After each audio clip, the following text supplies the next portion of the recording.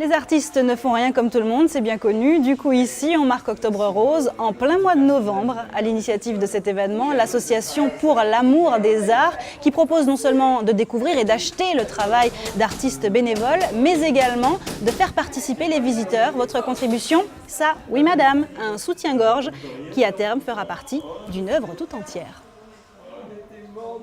En attendant d'être sublimés, les soutifs sont découpés, des petits morceaux glissés dans une scénographie qui ne laisse aucune place au hasard. Sa conceptrice, Frédéric, c'est elle qui a contacté les artistes présents, des anonymes talentueux mêlés à quelques têtes d'affiche. On s'est dit qu'aussi ça serait bien de faire participer les artistes qui avaient autour de nous, qu'on aime beaucoup. En fait, moi j'aime beaucoup par exemple Ange, donc j'ai pensé tout de suite à lui. Ange Bonello, Jean-Luc Toussaint aussi, parce qu'on travaille ensemble sur des choses pour moi. Et du coup je me suis dit, ça serait bien d'avoir une sculpture. Et puis au fur et à mesure comme ça, il y en a eu aussi des gens qui nous ont appelés au final pour participer à ça. Et ça c'est vraiment cool parce que ça fait comme la situation inverse. Donc c'est sympa d'avoir des gens de Guadeloupe par exemple qui appellent, bonjour je suis artiste, est-ce que c'est trop tard pour postuler? Enfin non, c'est trop bien, au contraire, donc voilà. Marteau, perceuse, les filles ne reculent devant rien pour monter leur expo.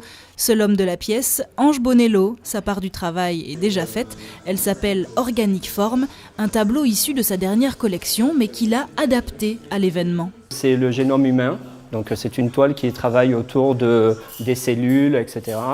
Donc qui deviennent plumes d'ange. Donc avec cette suspension qui ne fait pas partie de la toile, mais pour l'événement, justement, ces bouchons de couleurs symbolisent aussi le génome humain, les cellules joyeuses qui vont aider justement contre cette maladie qui est le cancer du sein. Donc avec l'aloe vera, et donc c'est une plante guérisseuse.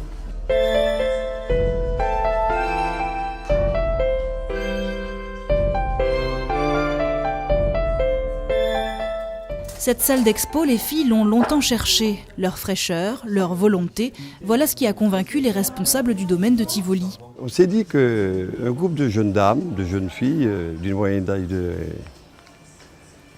26 ans, n'ont trouvé qu'un endroit ce jour pour les accueillir. On a trouvé ça un petit peu pas élégant. Alors on s'est dit qu'on les a vus très motivés et on ne s'est pas trompé. La confiance, voilà ce que les membres de l'association veulent conquérir. Depuis leur naissance, en août dernier, elles débordent d'idées. Leur première ambition, pour demain en tout cas. On aimerait partir avec aucune toile, hein, on aimerait rentrer les mains vides.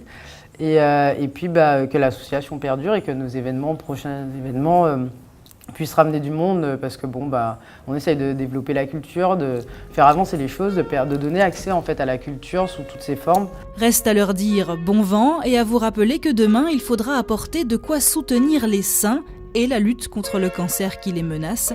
Une fois retouchés, les soutiens-gorge deviendront la propriété d'un monde amoureux des arts et porteur d'espoir.